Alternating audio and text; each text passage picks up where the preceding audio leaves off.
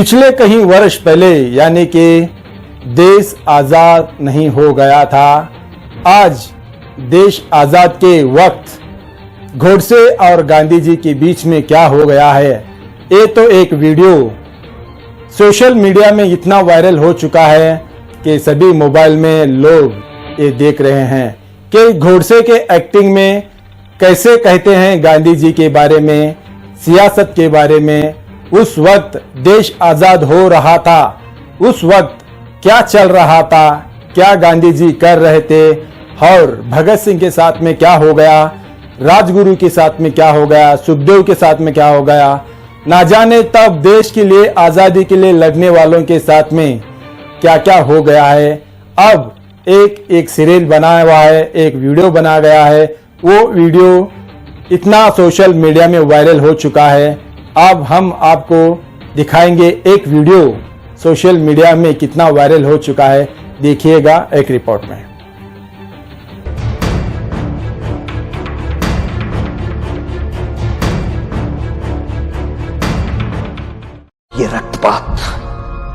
ये रक्तपात शांति और अहिंसा की नीति पर चलने वाले उन्हीं गांधी जी के कारण हुआ जिन्होंने अपने प्रत्येक भाषण और लेख में क्रांतिकारियों की निंदा की।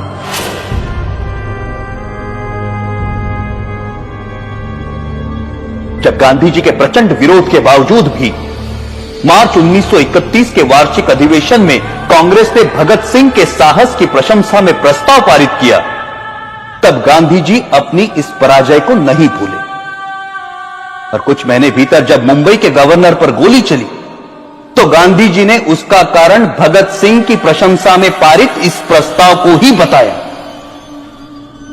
सुभाष चंद्र बोस ने गांधी जी के इस कथन का विरोध किया। परिणाम स्वरूप गांधी जी सुभाष बोस को भी अपना शत्रु समझने लगे। Our struggle is no doubt a non-violent struggle, but even a non-violent struggle demands an army, an organization, and a machinery. और उनका कांग्रेस अध्यक्ष चुने जाने पर गांधी जी ने कहा कि सुभाष की जीत गांधी की हार है। जब तक उन्हें कांग्रेस अध्यक्ष की गद्दी से नहीं उतारा गया तब तक उनका क्रोध शांत नहीं हुआ। जो लोग कहते हैं कि मात्र गांधी जी के परिश्रम से हमें आजादी मिली, वो एक झूठा इतिहास लिखना चाहते हैं। जब तक देशभक्त क्रांतिकारियों के बलिदान को अंधेरे में रखा जाएगा तब तक हमारी आने वाली पीढ़ियां इतिहास के सवेरे से वंचित रहेंगी। Order order. 1947 की सर्दियों में हिंदू मुस्लिम एकता के लिए गांधी जी ने जो आमरण अनशन रखा था, उसे तोड़ने के लिए जो पहली शर्त उन्होंने रखी थी वो ये थी कि दिल्ली की मस्जिदों में शरण लिए हुए हिंदू और सिख शरणार्थियों को मस्जिदों से बाहर निकाला जाए और मस्जिदें मुसलमानों को सौंप दी जाए। सरकार गांधी के अनशन के सामने घुटने टेकने पर मजबूर हुई और जिस दिन गांधी जी ने अनशन तोड़ा उस दिन वर्षा भी हो रही थी। उस असाधारण सर्दी में अच्छे घरों में रहने वाले लोग भी कांप रहे थे, परंतु उन निराश्रितों के ठिठुरते हुए कुटुंब के कुटुंब मस्जिदों से बलपूर्वक बाहर निकाले गए। जिस दिन यह घटना घटी संयोगवश मैं दिल्ली में ही था। मैंने अपनी आंखों से गांधी जी की जिद को पूरा होते हुए देखा। कड़ाके की सर्दी और वर्षा में कपकपाते हुए वो लोग बिरला हाउस पहुंचे। वहां उन्होंने नारे लगाए, गांधी जी हमें शरण दो, गांधी जी हमें शरण दो। परंतु उस भव्य भवन में रह रहे गांधी जी तक उन निराश्रितों की पुकार नहीं पहुंची। यह मर्मस्पर्शी दृश्य जिसे देखकर कठोर से कठोर मनुष्य का हृदय भी द्रवित हो जाए, मैंने स्वयं अपनी आंखों से देखा है। क्या उन निराश्रितों ने अपनी मर्जी से उन मस्जिदों में डेरे डाले थे? क्या गांधी जी को उन विषम परिस्थितियों की कल्पना नहीं थी जिनसे बाध्य होकर वो बदनसीब उन मस्जिदों में शरण लेने को मजबूर हुए थे? यदि उन मस्जिदों को खाली कराया जाना उचित था, तो पाकिस्तान के मंदिर खाली कराकर हिंदुओं को सौंपने की मांग गांधी जी ने क्यों नहीं रखी? यदि वो ऐसा करते तभी यह सिद्ध होता कि गांधी जी निष्पक्षता से हिंदू मुस्लिम एकता के इच्छुक थे। परंतु गांधी जी ने पाकिस्तान और वहां के मुसलमानों के सामने अपना अनशन खोलने के लिए एक भी शर्त नहीं रखी, क्योंकि अपने अनुभव से उन्हें मालूम था कि उनके अनशन का जिन्ना और उनके अनुयायियों पर कोई असर नहीं पड़ता। गांधी जी ने अपने अनशन से भारत सरकार द्वारा पाकिस्तान सरकार को 55 करोड़ रुपए ना देने के निर्णय को भी पलटवाया, जबकि उन्हें भली भांति पता था कि इस रकम का प्रयोग पाकिस्तान भारत के विरुद्ध चल रहे युद्ध में अपनी विजय के लिए करेगा। वो अनेकों बार जिन्ना से मिलने गए और सदा उन्हें जिन्ना भाई अथवा कायदे आजम कहकर संबोधित किया, लेकिन एक भी ऐसा अवसर नहीं आया जब जिन्ना ने उनसे सहयोग की इच्छा प्रकट की हो।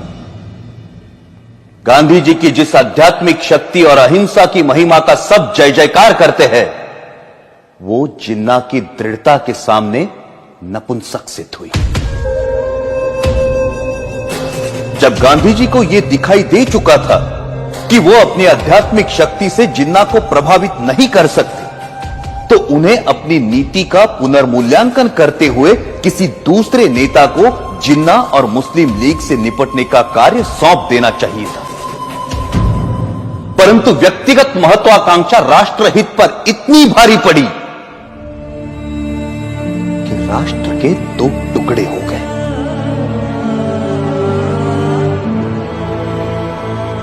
हमारे त्यागी और दूरदर्शी नेताओं ने संपूर्ण भारत की स्वाधीनता के लिए स्वतंत्रता संग्राम में भाग लिया था, परंतु देश के विभाजन से वो संयुक्त राष्ट्रीय प्रयास विफल हो गया। जिन देशभक्त क्रांतिकारियों ने हंसते हंसते फांसी के फंदों को गले से लगाया था, आजीवन कारावास अथवा देश से निर्वासित होने की यातनाएं भोगी थी, क्या उन्होंने इसी विभाजित देश के लिए अपने जीवन दांव पर लगाए थे?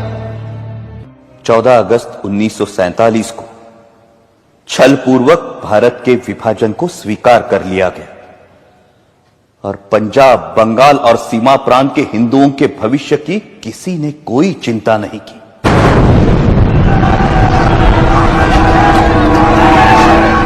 करोड़ों हिंदुओं को मुसलमानों की दया पर छोड़कर गांधी जी कहते रहे कि हिंदुओं को पाकिस्तान छोड़कर भारत पलायन नहीं करना चाहिए। प्रतिदिन हजारों हिंदू पुरुषों का संहार और हजारों हिंदू स्त्रियों की अवमानना होती रही, परंतु उनकी सुरक्षा के लिए भारत सरकार द्वारा पाकिस्तान सरकार पर किसी प्रकार का कोई दबाव नहीं डाला गया।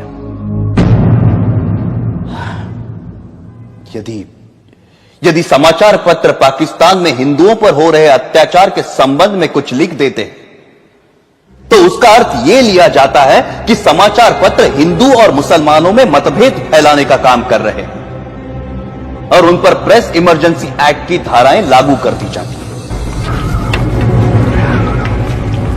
पाकिस्तान में हिंदुओं पर हो रहे अत्याचारों के विषय में गांधी जी ने कभी एक शब्द भी नहीं कहा।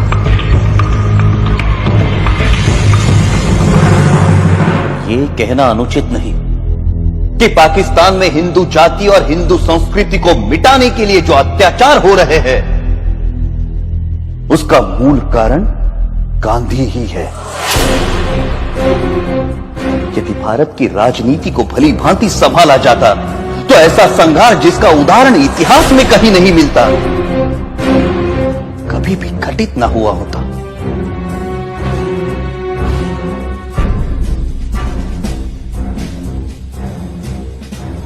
गांधी जी सदा सत्य और अहिंसा के नारे लगवाते रहे।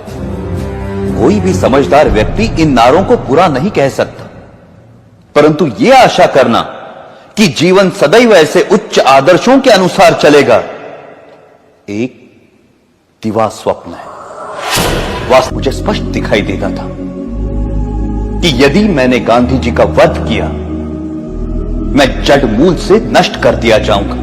लोग मुझसे घृणा करेंगे और जो सम्मान मुझे प्राणों से भी प्रिय है वो नष्ट हो जाएगा। मैं अवश्य मरूंगा, परंतु देश अमर होगा।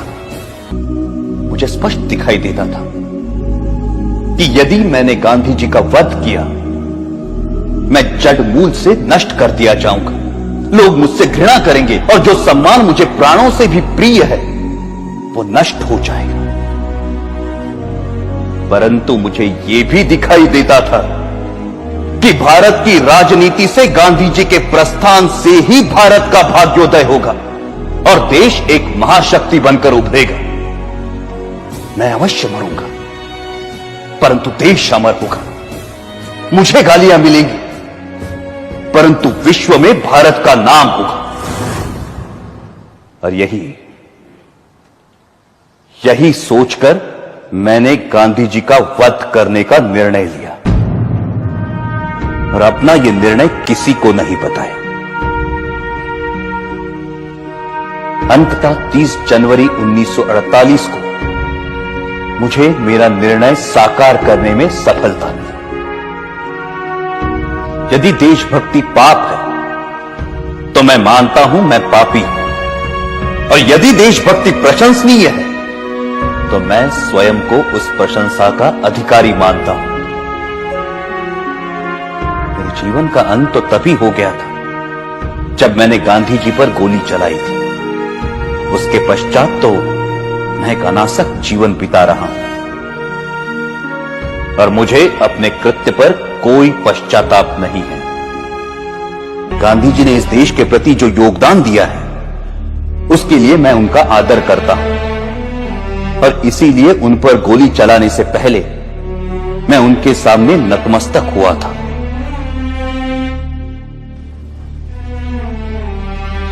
मेरी ना किसी से कोई दुश्मनी है और ना किसी के प्रति कोई दुर्भावना।